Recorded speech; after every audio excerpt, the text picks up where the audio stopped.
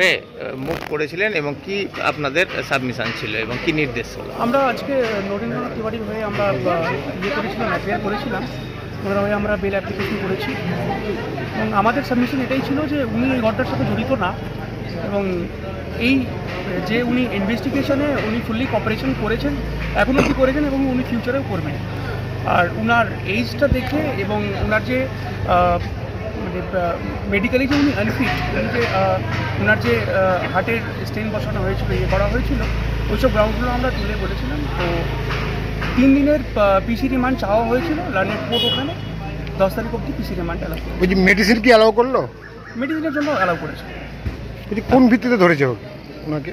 এটা একটা ইংলিশ বাজার পিএস কেস নাম্বার 10/25 স্টার্ট হয়েছিল, ওই ইয়েতে ওনাকে স্পেসিফিক কোনো কমপ্লেন বা অভিযোগ ওনার স্পেসিফিক ওনার এগেনস্টে কোনো কমপ্লেন বা কিছু নেই। উনি একটা ইনভেস্টিগেশনের সব ব্যাপারটা ছিল, ইনভেস্টিগেশন। রাহুল রঞ্জন মিশ্রা, অ্যাডভোকেট।